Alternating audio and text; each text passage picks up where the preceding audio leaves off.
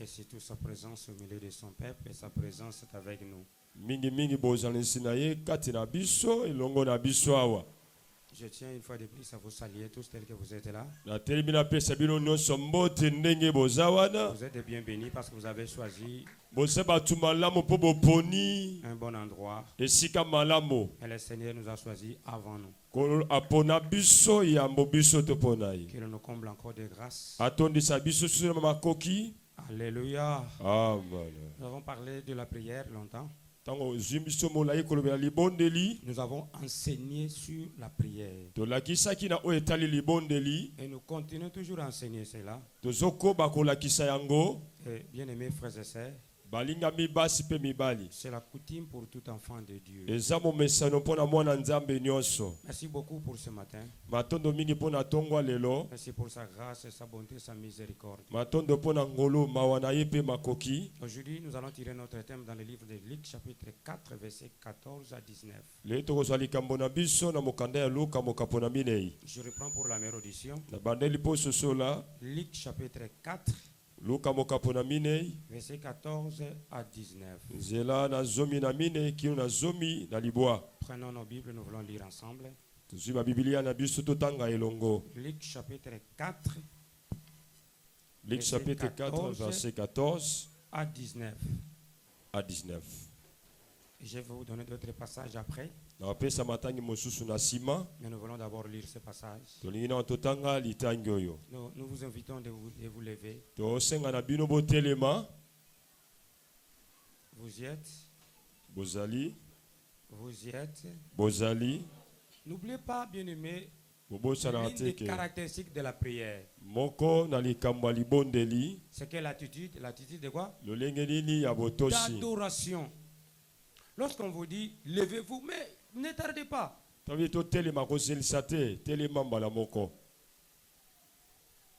La vraie discipline, c'est dans l'église. Le vrai respect, c'est dans l'église. Lorsqu'on parle de l'église, nous faisons allusion à sa parole. Dieu, c'est un Dieu de principes. C'est un Dieu transcendant. Il n'est pas seulement maintenant, transcendant. Un Dieu transcendant, c'est celui qui est régi par les lois. Il y a une constitution céleste. Il n'est pas seulement émanant, c'est-à-dire Dieu parmi nous ou avec nous. C'est lui que nous appelons Emmanuel. Et il agit beaucoup plus dans sa transcendance.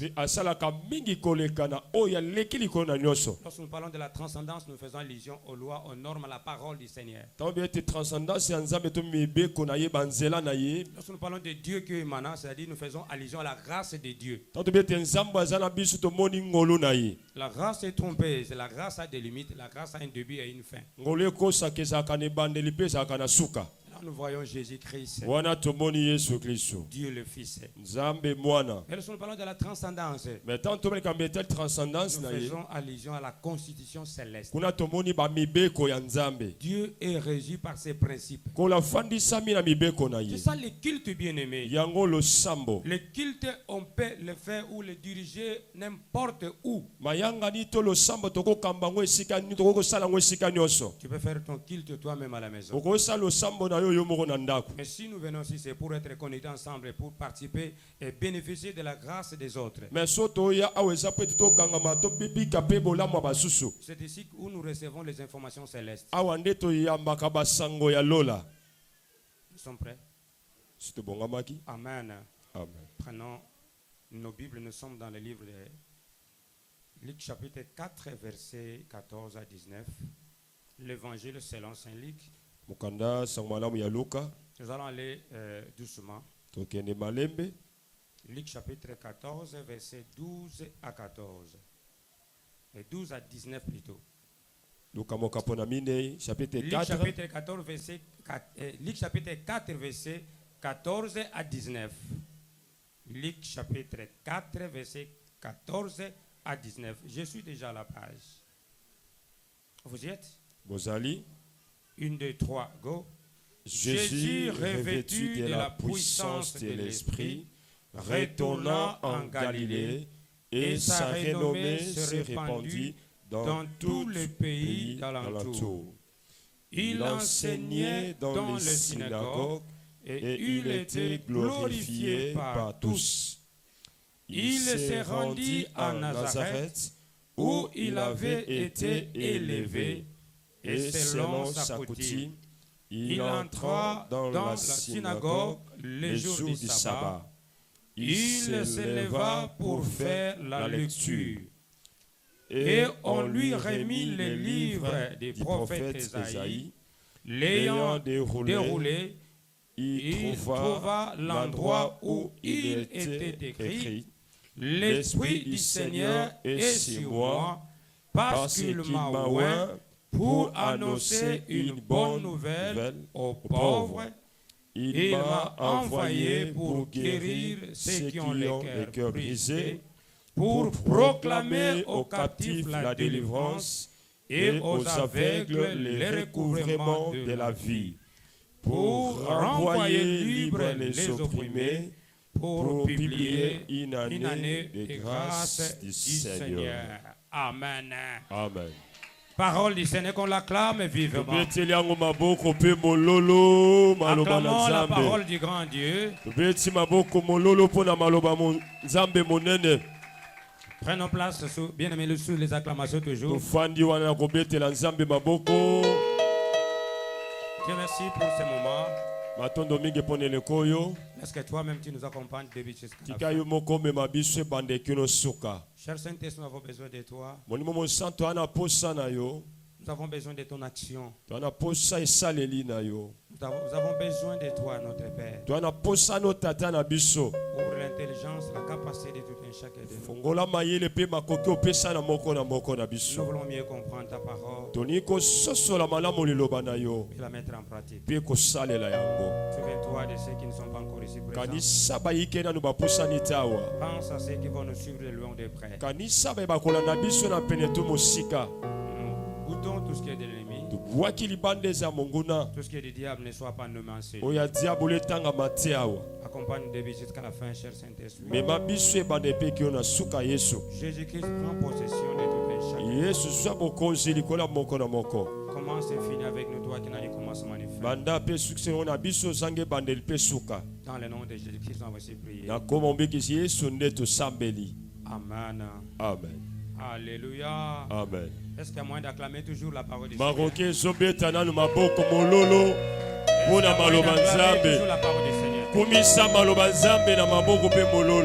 Seigneur soit loué. L'église, c'est l'esprit et la parole prêchés correctement.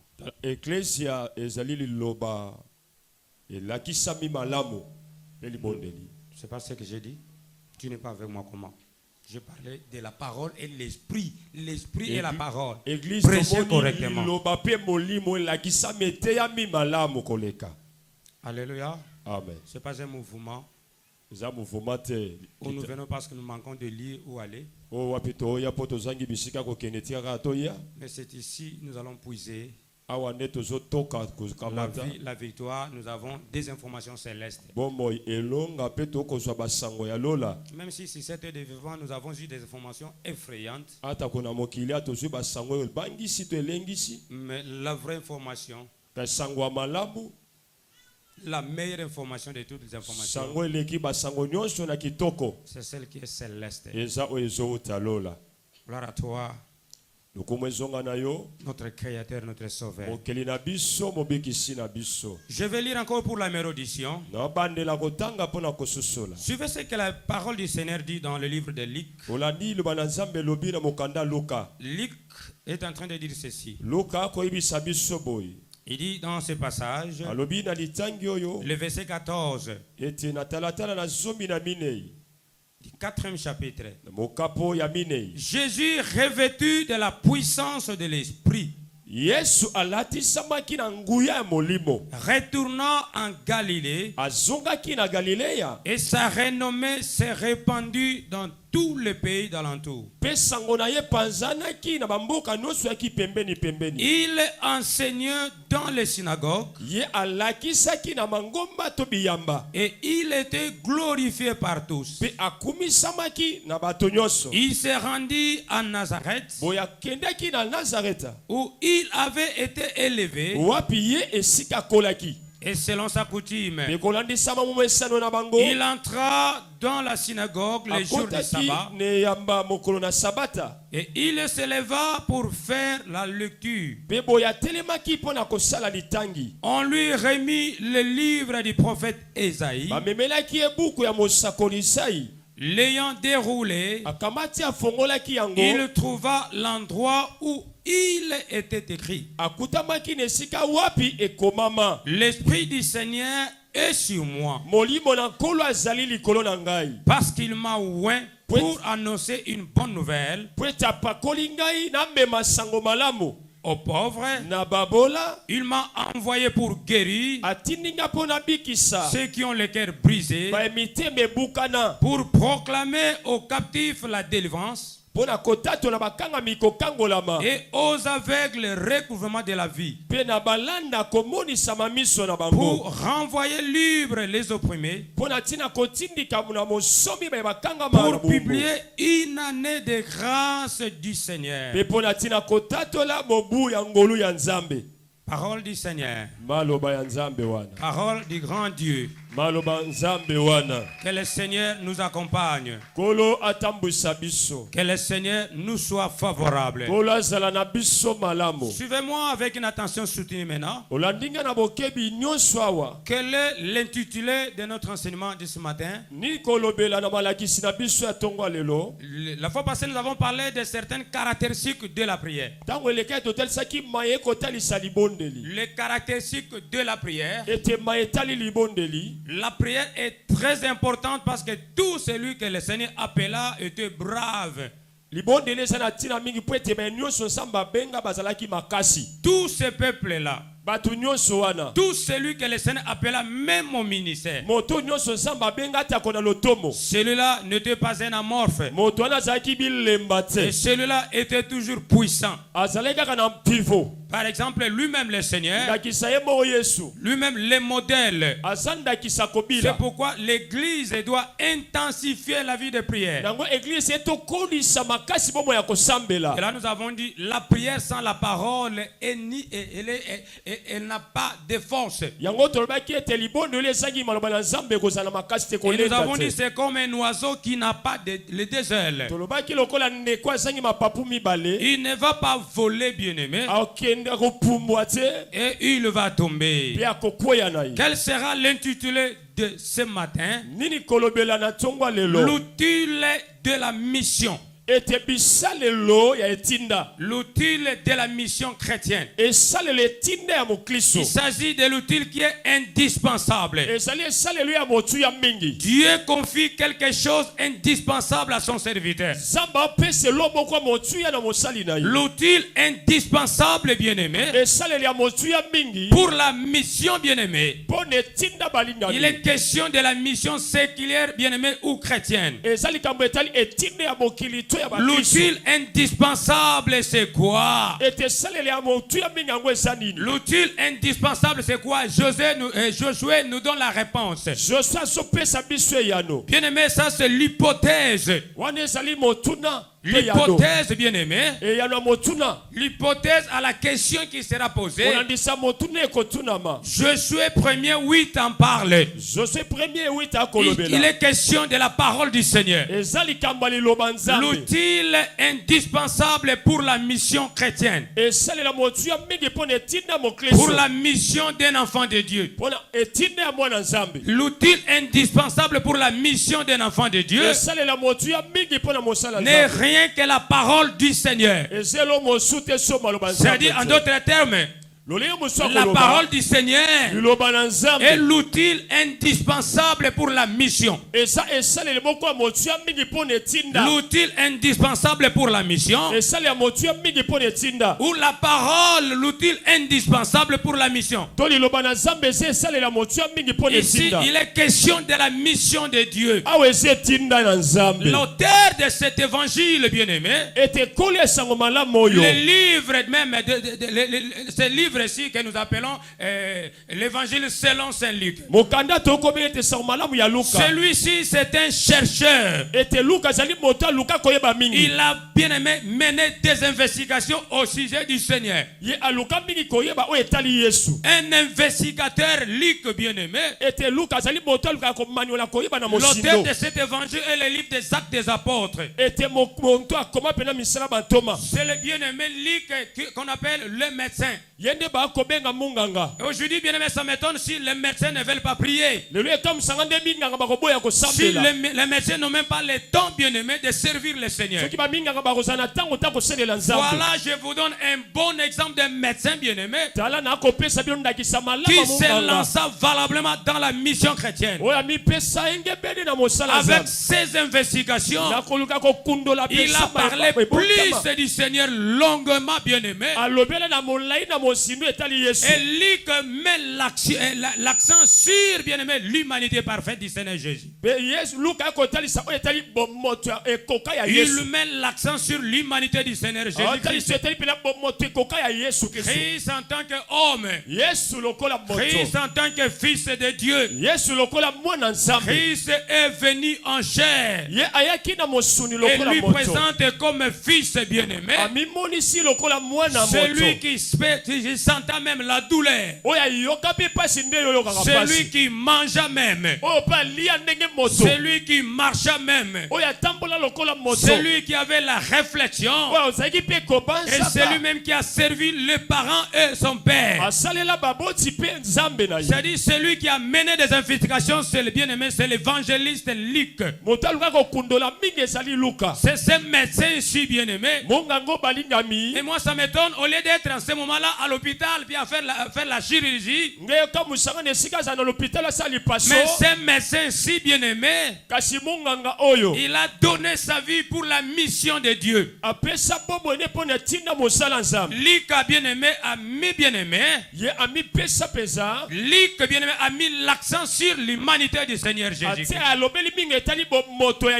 Christ en tant qu'homme, il est bien-aimé le seul même, je puis dire, à parler bien-aimé de l'adolescence du Seigneur Jésus-Christ.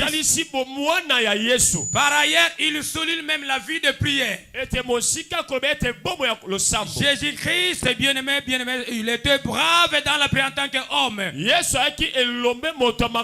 Celui qui souligne beaucoup plus sa vie de prière, c'est bien-aimé, c'est Luc. Plus que les autres bien-aimés synoptiques. Les autres évangiles, Luc parle plus même de toutes ces choses. Cet évangile bien-aimé montre combien Christ se souciait bien-aimé de l'homme. Et ici il est question de l'homme perdu. L'évangile qui s'articule plus sur la vie de l'homme perdu, c'est cet évangile bien-aimé de Luc. C'est Luc qui en parle plus parce que Luc c'était un investigateur. Luc est un chercheur, homme de Dieu bien-aimé. Luc, le médecin bien-aimé, s'articula sur ces choses. Cet évangile est l'évangile de la compassion. Il parle de la compassion du Seigneur Jésus. Il parle de la compassion de Dieu bien-aimé. C'est Luc qui parle de toutes ces choses. Bien-aimés frères et sœurs, suivez-moi avec une attention soutenue. Il parle de la compassion de Dieu. Et il fait sortir la miséricorde du Seigneur. Et cette miséricorde est pour les malades même. Jésus-Christ guérissait même ceux qui étaient malades. Ici, il est question, bien aimé, de la maladie. La maladie psychique. La maladie physique ou spirituelle. C'est Jésus qui guérissait cela à cause de sa compassion, à cause de sa miséricorde. Parce que lui-même était homme. Je voulais dire à quelqu'un, tu peux conseiller quelqu'un, quelqu'un qui a raté même, quelqu'un qui était malade, quelqu'un qui souffre même, je ne sais quoi, de l'estomac ou quoi. Celui qui va sentir la vraie douleur, c'est celui qui a passé par ce chemin. Tu peux prodiguer des conseils à celui qui n'a pas d'emploi, un chômeur. Mais si ces conseils, bien-aimés, viennent de celui qui a senti cette douleur, et vous allez constater que ce conseil va percer même. Prodiguer des conseils, bien-aimés, à celui qui est stérile. Il faut quelqu'un qui a passé, bien-aimé, à la stérilité. Celui qui sent la véritable douleur pour prodiguer des conseils. Et ce conseil, bien-aimé, aura sa place dans la vie de quelqu'un. Voilà pourquoi je vous dis, Christ a ressenti la douleur. C'est pourquoi Christ était fort en tant qu'homme. Christ avait, bien-aimé, la compassion des gens. Il était fort, bien-aimé, pour prodiguer des conseils, délivrer même. Il avait la compassion, bien-aimé, des malades. Il les guérissait, bien-aimé, toutes maladies, toute infirmité. La compassion des affligés. Ceux qui n'avaient même pas la paix, bien-aimé. Ceux qui étaient affligés par des problèmes terrestres. Ceux qui ne voyaient où commencer et terminer. Ils étaient bloqués, bien-aimés. Mais Christ s'approcha de ceux-là. Christ s'approcha des affligés.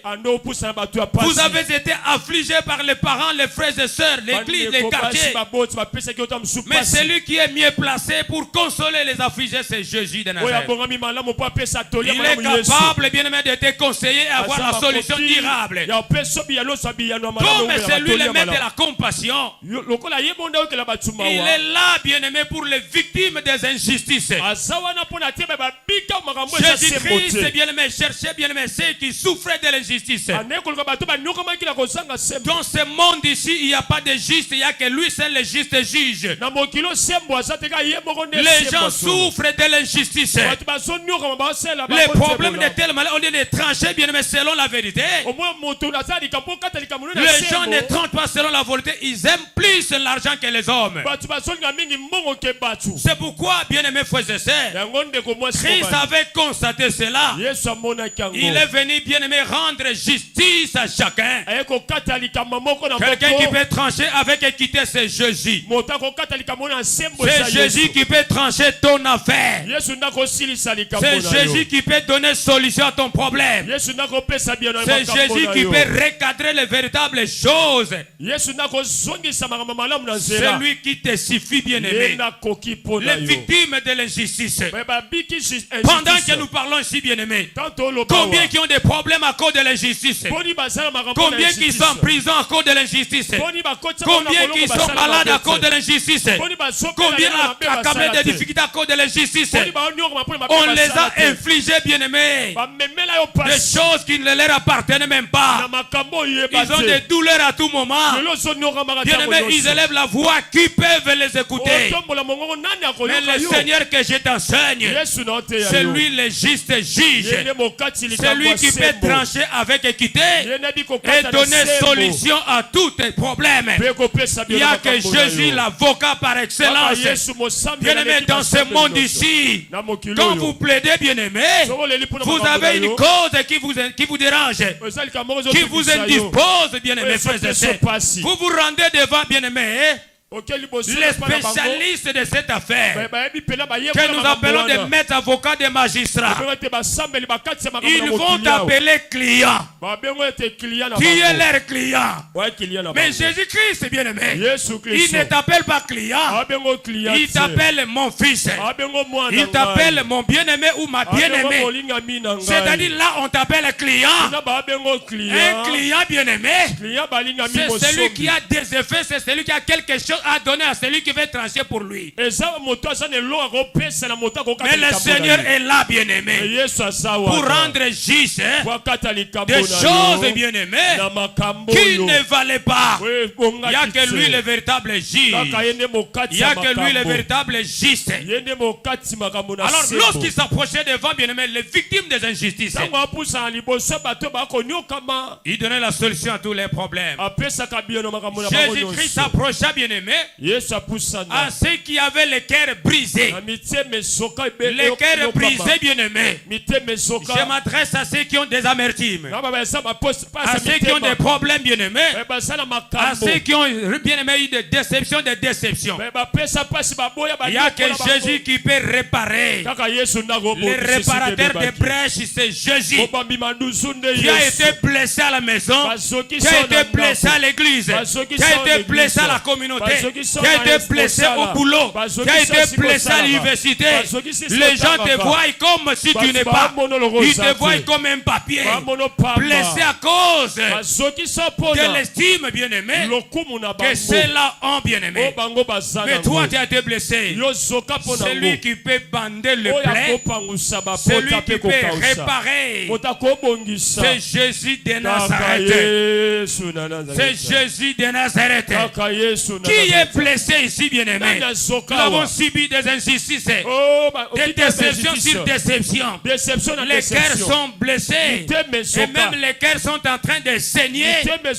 Si les cœurs s'ouvrent, bien-aimé, vous allez constater les gens n'ont même pas la paix parce qu'ils ont été blessés par les gens. Ils ont été blessés par les chiens. Ils ont été blessés par les amis, bien-aimés. Mais le Seigneur est là pour bander les blessures émotionnelles, bander les blessures, bien-aimés, que chacun de nous a, bien-aimés. Que le Seigneur bande tes plaies et il pense aussi à tes plaies. Il s'approcha, bien-aimé, pour donner soin à ses problèmes. Et le Seigneur, c'est lui, bien-aimé, frères et sœurs, qui s'approcha devant les captifs, les prisonniers.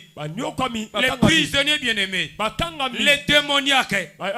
Il n'y a que lui qui est capable de donner solution à tous nos problèmes. Moi, je crois qu'en lui, il n'y a que Jésus qui te suffit. Il n'y a que lui qui peut faire quelque chose. Ne viens pas à l'église comme une formalité, mais viens à l'église acquérir des informations célestes qui peut donner solution à tous tes problèmes. Aucun problème n'a aucune solution. Tout problème a une solution. Et il n'y a que lui, bien-aimé, qui peut solutionner nos problèmes. C'est lui qui bande les plaies. C'est lui qui peut réparer là. Il n'y a plus rien. Tout était biaisé, tout était détruit. Mais le Seigneur peut réparer. On l'appelle réparateur des brèches. Je ne suis pas là pour te stimuler, mais je dis la vraie vérité. Si tu ne crois pas cette vérité qui est la parole, et bien aimé frère, ta délivrance passera outre. Il n'y a que Jésus qui peut tout. Dans ce monde ici, il y a des injustices. Dans ce monde ici, il y a des puissants qui dominent, il y a des puissants qui règnent. Même s'il est injuste, mais le Seigneur créateur, c'est lui qui peut donner solution. C'est lui qui peut justifier la personne. C'est lui qui peut donner la paix à celui qui n'a pas la paix. Les gens n'ont même pas le temps de dormir. Ils réfléchissent à tout moment. Pourquoi les injustices? Pourquoi des dépressions? Pourquoi ces problèmes?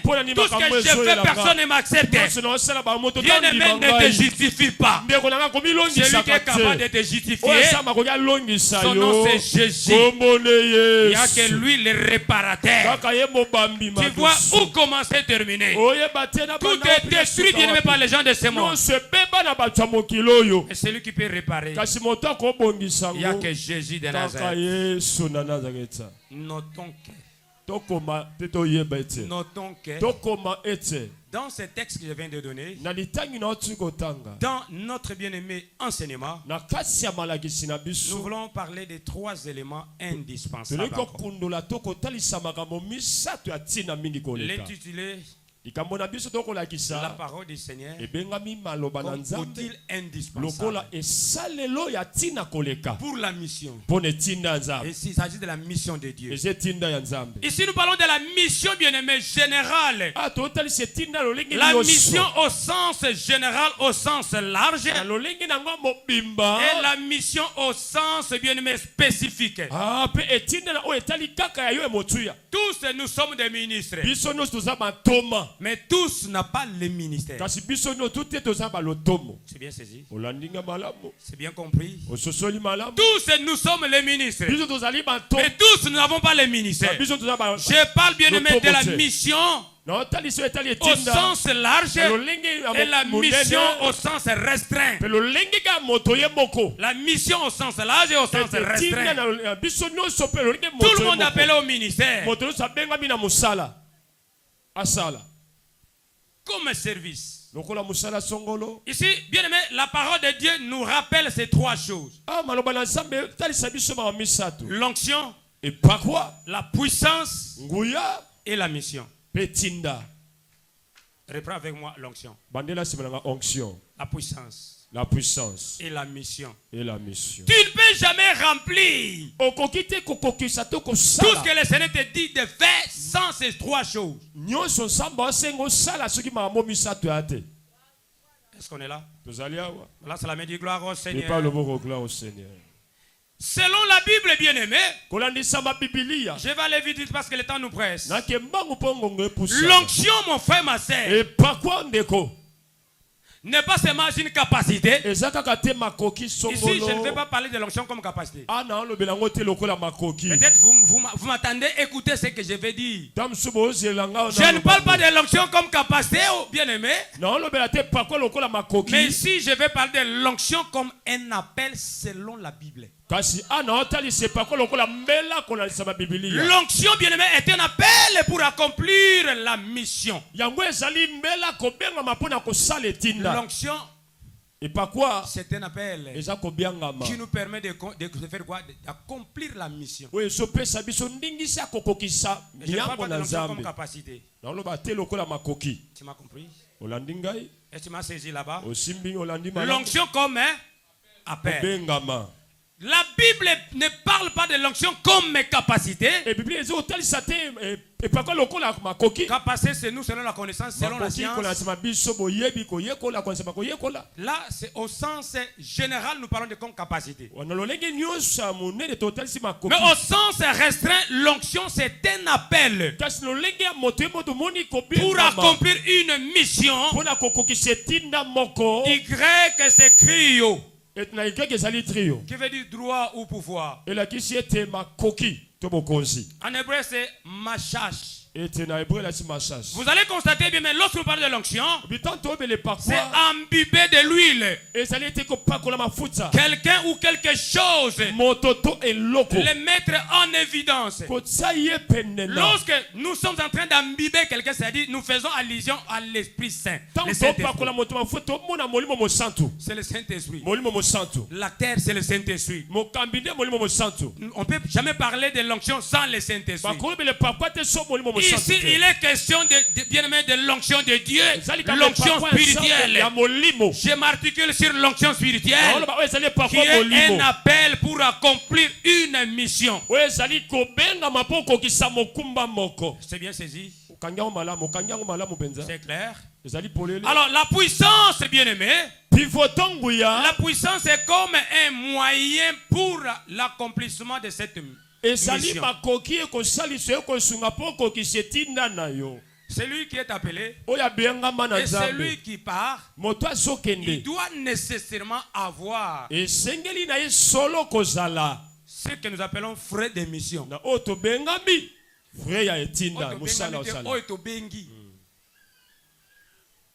C'est ça la puissance. Alléluia. Amen. La puissance est comme un moyen, bien-aimé, qui nous permet d'accomplir un moyen d'accomplissement de la mission. Personne ne peut accomplir la mission sans la puissance. Je disais l'onction selon, bien-aimé, la Bible, selon la parole du Seigneur. C'est un appel pour accomplir une mission. Alors que pour accomplir une mission, il nous faut impérativement une puissance. C'est pourquoi je vous ai dit la fois passée, tout enfant de Dieu a une puissance. Alors ça me dit que j'ai une puissance.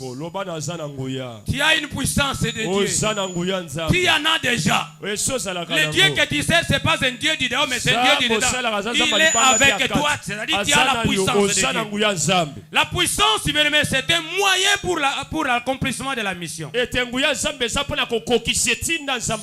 comme les frais de mission. C'est une capacité spéciale que Dieu nous donne pour faire des choses extraordinaires. Toi, tu dois faire des choses extraordinaires parce que tu es extraordinaire. Je dis à quelqu'un, tu n'es pas ordinaire, tu es extraordinaire. Tu dois faire des choses extraordinaires. Oh, je m'adresse à celui qui croit à cette parole. Donc nous ne pouvons pas parler de l'onction sans la puissance. Nous ne pouvons pas parler de la puissance sans l'onction de Dieu. Les deux sont liés. Elles sont liées. Elles sont liées. Que le Seigneur nous bénisse encore. Que le Seigneur nous bénisse encore. Peut-être tu entends parler de la mission. C'est quoi la mission alors? Le terme mission vient du latin. Ceux qui lisent le latin qui disent missio. En français qui veut dire envoi. Le terme vient du latin. Qui veut dire mission. Et en français, c'est envoi. Dieu nous a envoyés tous. Chacun a sa mission. Tu n'es pas venu sur la terre et rentrer sans faire quelque chose. Ici, je fais allusion à la mission séculaire et chrétienne. Les deux missions dépendent ou émanent que de Dieu créateur. Il n'y a que Dieu qui envoie, comme lui-même c'est un missionnaire, il envoie des missionnaires sur la terre. Dieu envoie des missionnaires. Bien aimé frères et sœurs, il a un sens linguistique fondamental, je peux dire la mission.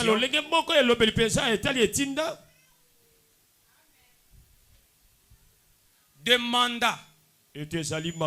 Un mandat surtout officiel. Un mandat officiel de Dieu. Dieu t'a officiellement envoyé. Tel que tu es là, les anges te connaissent. Tel que tu es là, ne dis pas que Satan ne te connaît pas. Il te connaît. Il sait qu'est-ce que le Seigneur a mis en toi. Il sait que toi, tu es un envoyé de Dieu sur la terre. Il sait que tu as des capacités qui peuvent t'amener plus loin. Le diable n'a pas le pouvoir d'arracher cela. Je peux scandaliser quelqu'un. Je peux scandaliser quelqu'un. C'est pourquoi vous allez contenter, même si quelqu'un pêche. Dieu n'arrache pas l'onction. Jusqu'à un certain moment, soit pour son jugement. Quelqu'un prêche bien, ne croyez pas. Il n'a pas l'onction. L'onction ne vient pas parce que vous avez prié. L'onction c'est un appel. L'onction c'est quoi? C'est un C'est un appel. Dieu est appelé à la vie. Et Dieu est appelé au ministère. Dieu est appelé au service. C'est-à-dire, comme le Seigneur est appelé, il t'a oint déjà de l'Esprit Saint. Avec l'Esprit Saint, tu auras des choses extraordinaires. Et tu feras des choses extraordinaires. Tu vas aller plus loin avec le Seigneur. Parce que tu es oint. L'Esprit du Seigneur. Jésus-Christ dit ceci. Jésus-Christ dit ceci. Il était revêtu de l'Esprit de Dieu. C'est-à-dire Christ était oint. Je parle de Christ en tant qu'homme. C'est-à-dire Christ était appelé pour ça. Où tu es bien-aimé. Tu ne peux pas faire quelque chose sans l'onction. Tu ne peux pas faire quelque chose sans puissance. Tu as déjà reçu les frais de mission. C'est ces frais de mission qui te permettraient de faire des choses extraordinaires. Est-ce que les gens me comprennent ce que je dis?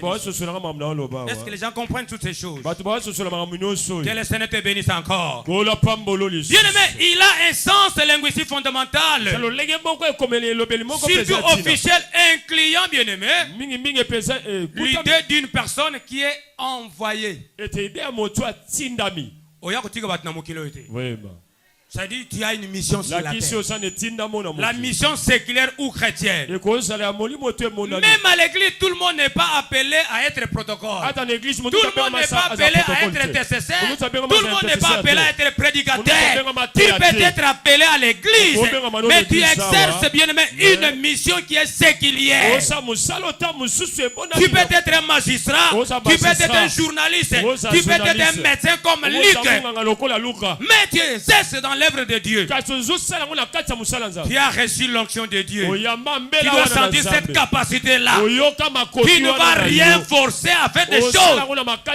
Parce que tu as reçu un appel de la part de Dieu. Les gens bricolent des choses parce qu'ils ne sont pas appelés à ça. Parce que tu n'es pas appelé à ça. On est là. On ensemble avec la parole du Seigneur. Le Seigneur nous a envoyés officiellement. Nous sommes des envoyés. Bien-aimés frères et sœurs, il a un sens linguistique fondamental. Des mandats surtout officiels. Un client quoi? Un client bien-aimé. L'idée qu'une personne est envoyée par un commanditaire avec une mission qui peut être spécifique ou générale. Je parle de spécifique comme les ministres de Dieu, les apôtres, les prophètes, les docteurs, les pasteurs. Si Dieu n'agit pas par ta prière, mais il agira par ma prière. Le problème c'est quoi, bien-aimé? Être à côté de celui qui a reçu le mandat. Ici, il n'est pas question d'être nombreux ou d'être payé. C'est le fait de te placer à côté de celui qui a reçu le mandat. Le mandat, c'est pas remplir les gens, c'est pas aussi avoir une petite quantité, mais le mandat ne vient pas de ce monde. Le mandat vient de l'Éternel. C'est Jésus, lorsque Christ te place à côté de celui qui est appelé. Bien aimé, même si ta prière n'est pas exaucée, à cause de celui qui a un mandat spécifique, les miracles vont se produire. Ce matin, si je sens quelque chose, il y a quelque chose qui va se passer dans la vie de quelqu'un. Même si tu as longtemps prié, à cause de ton attachement à celui qui a reçu le mandat, celui qui a eu l'onction de Dieu, c'est possible que les choses changent. Tu es dans le ministère de celui qui a reçu le mandat, celui qui a l'onction de Dieu, que cette onction-là, bien-aimée, va t'amener plus loin. Que j'ai dit à quelqu'un, crois seulement cette parole. Seigneur, j'ai prié. Seigneur, j'ai prié. Seigneur, j'ai prié. Qui a prié pour celui-ci, bien-aimé? Sois délivré. Un aveugle de naissance. Qui a prié? Si ce n'est Jésus. Lazare dans la tombe. s'est ressuscité sous quelle foi? D'abord, ses sœurs n'avaient pas la vraie foi. Elle attendait ses bien-aimés à la fin. Nous croyons Seigneur à la fin, il sera ressuscité. Mais moi je vous dis, c'est pas la fin. Est-ce que Lazare avait la foi? La foi est indispensable à l'église. Mais c'est pas Lazare qui a prié. C'est celui qui a reçu l'onction. C'est celui qui a l'onction de Dieu. Il y a des choses, bien-aimés, qui ne changent pas. Parce que tu ne crois pas à l'onction. Dieu est à tes côtés. Tu ne crois pas celui qui est appelé de Dieu. Celui qui a été imbibé par le Seigneur. Quand tu crois à celui-là, tu verras tout va changer. Même ta petite prière ne va pas plus loin. Mais le Seigneur va, bien aimé, permettre que celui qui a reçu le mandat spécifique de prononcer une parole, et tout va changer dans la vie de quelqu'un. Il suffit seulement de croire. Pendant que je parle, j'étais en train de sentir quelque chose. Il y a quelque chose qui va se passer dans ta vie. Parce que tu crois à cette parole. Tu crois à la mission. Si la mission générale, aucune chose ne se passe bien aimé. Mais pourquoi il y a une mission spécifique que Dieu a dotée à ses serviteurs? Il a doté aux apôtres. Il a doté aux docteurs évangélistes. La parole ne retentit jamais sans effet. Lorsque la parole sort, il doit y avoir quelque chose d'extraordinaire. Il doit y avoir quelque chose d'extraordinaire. Bien aimé frères et sœurs, et cette mission c'est pour réaliser des grandes choses. Tu dois réaliser. Bien aimé frères et sœurs, tout celui qui est missionnaire, pas seulement celui qui a reçu le mandat spécifique, mais nous avons une mission générale. Mais si rien ne marche en toi, approche-toi celui qui a bien aimé a reçu la mission spéciale, un mandat spécifique, celui qui a reçu l'onction. L'onction, Dieu n'arrache pas l'onction. Est-ce qu'il y a quelqu'un qui croit à cette parole? C'est pourquoi vous allez contenter lorsqu'il y a un puissant serviteur. Même s'il est tombé, l'onction ne sera pas arrachée parce que c'est un appel. C'est l'appel, bien-aimé. Il suffit seulement d'être en relation avec Dieu. Il y a des choses qui vont se passer. Il y a des choses extraordinaires. Vous êtes appelés, bien-aimés, à bien-aimés frères et sœurs, à réaliser de grandes choses. J'ai dit à quelqu'un, réaliser de grandes choses dans le domaine séculier et dans le domaine chrétien. Dans le domaine chrétien, réaliser de grandes choses. Souvent l'envoi, bien-aimé, c'est fait à partir d'un endroit vers un autre endroit. C'est ça la mission, bien-aimé. C'est-à-dire, nous avons reçu l'appel. Nous devons quitter d'un endroit à un autre. Pour arriver à un autre là, il nous faut un travail. Tu dois effectuer un travail. Tu dois effectuer un travail. C'est à ce moment-là nous parlons de la foi. Que le Seigneur bénisse quelqu'un. Que le Seigneur bénisse quelqu'un. Dans le caractère de l'envoi, il y a aussi le fait que l'envoyé représente l'envoyé. Il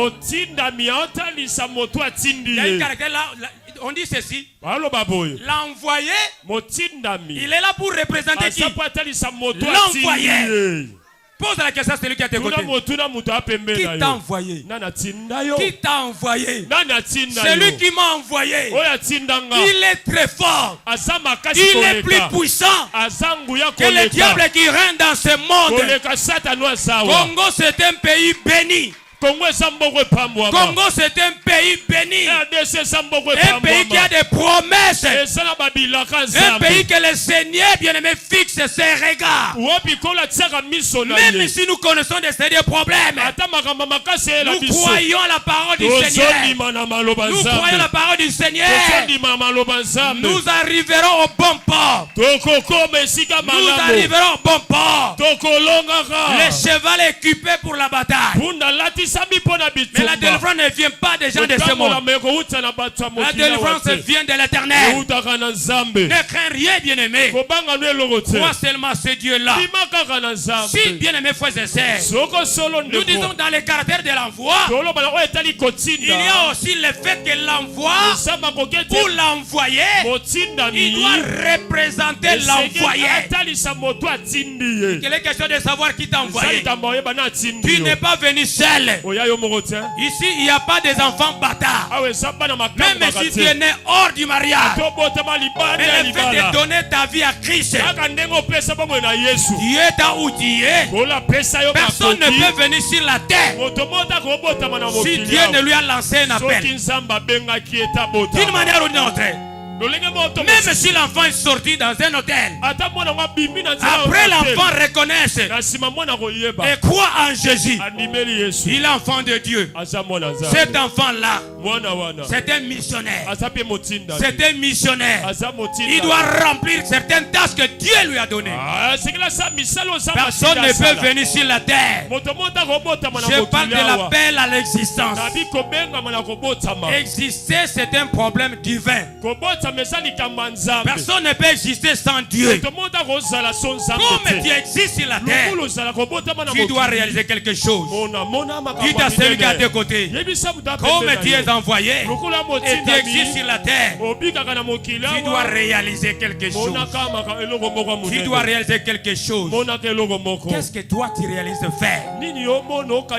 Moi je dis tu le feras. Même si tu as une petite foi, en tant que ministre de la parole, tu le feras. Au nom de Jésus-Christ.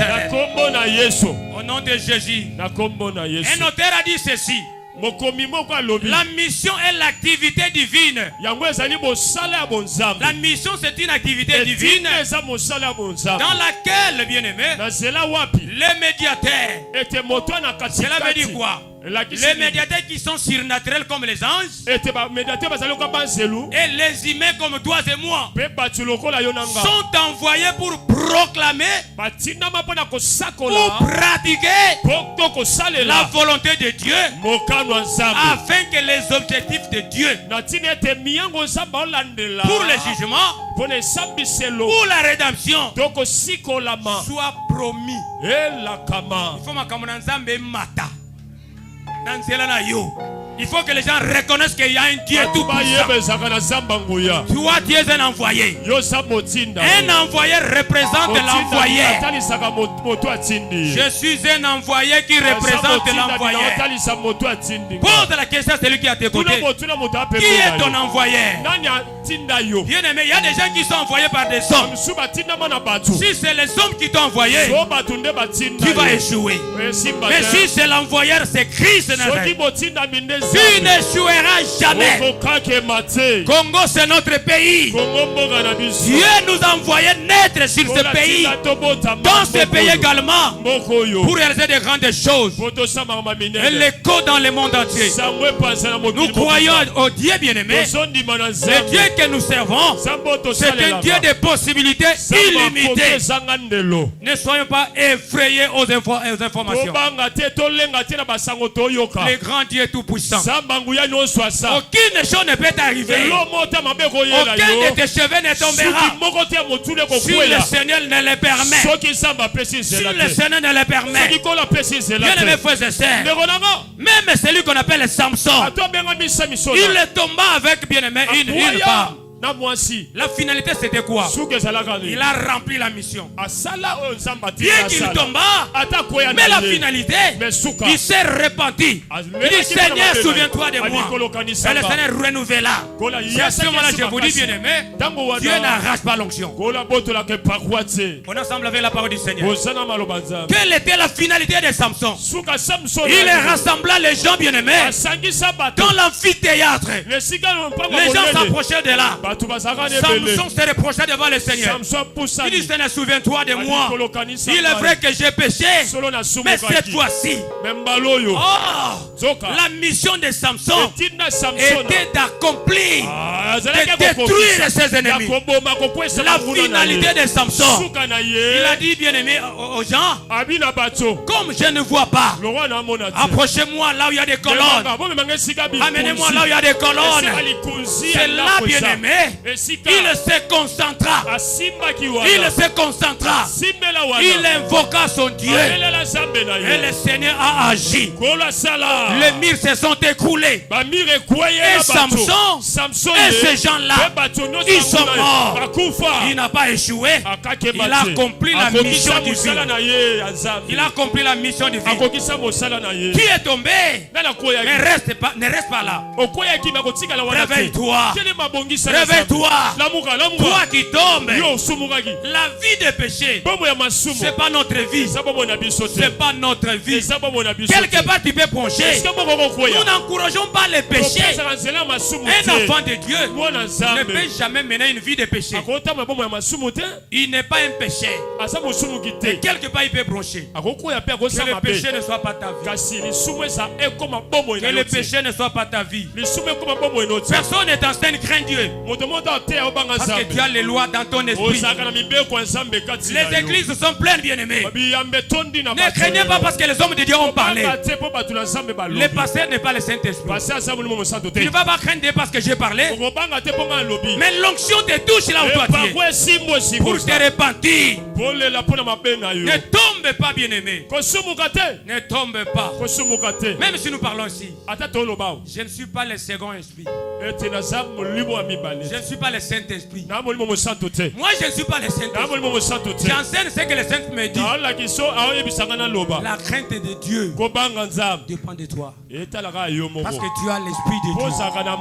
Parce que tu as l'esprit de Dieu. Bien aimé frères et sœurs, l'église, bien frère, n'a pas seulement des lois terrestres, mais il y a une loi constitutionnelle. Nous craignons Dieu parce que nous sommes ses fils et filles.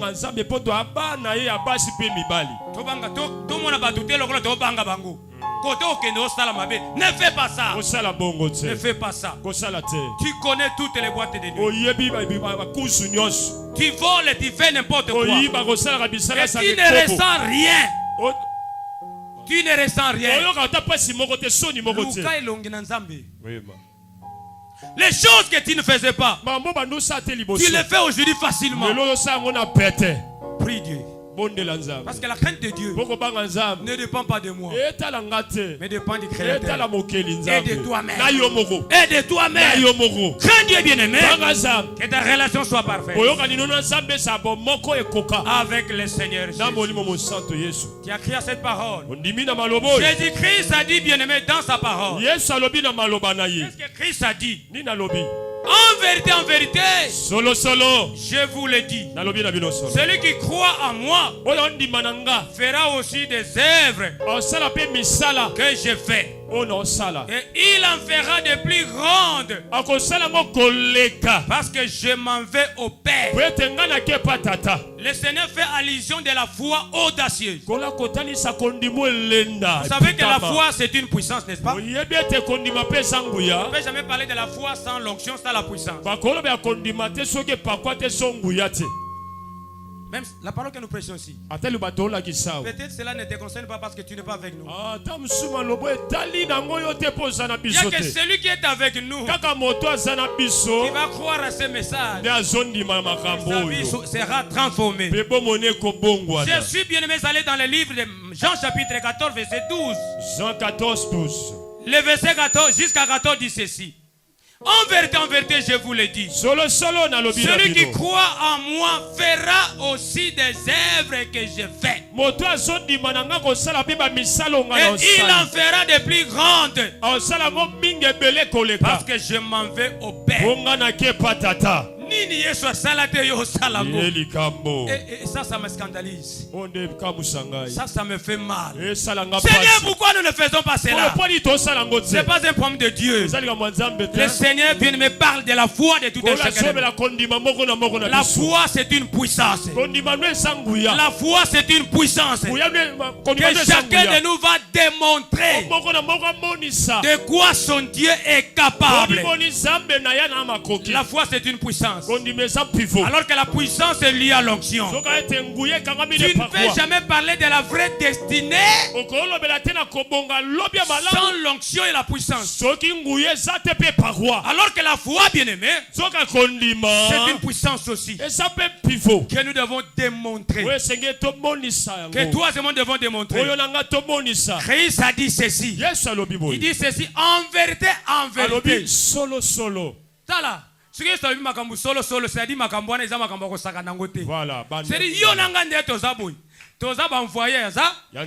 qui nous a envoyé? Jésus. Un envoyé représente qui? Un envoyé.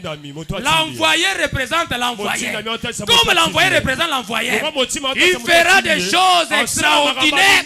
Comme ton père, ton envoyé, fait aussi des choses extraordinaires. Et d'ailleurs, la Bible dit ceci. J'en parle, bien aimé, plus loin. Toi, tu feras des choses extraordinaires que Christ n'a pas fait. Ah, Kolo.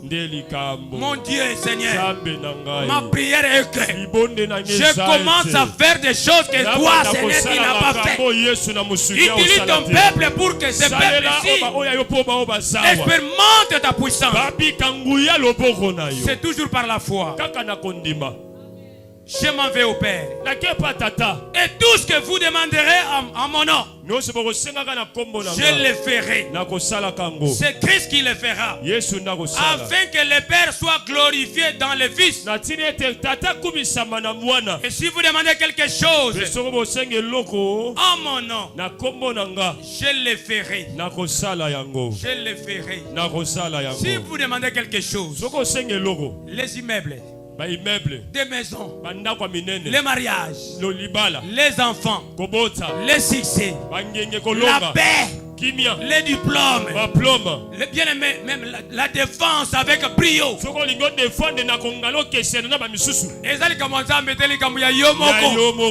te décider seul. Si tu veux étudier, tu dois étudier. Tu veux voyager, tu dois voyager.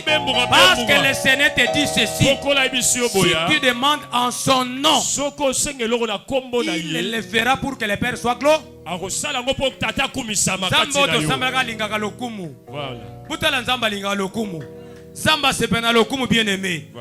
Le Seigneur fera quelque chose pour que son nom soit glorifié.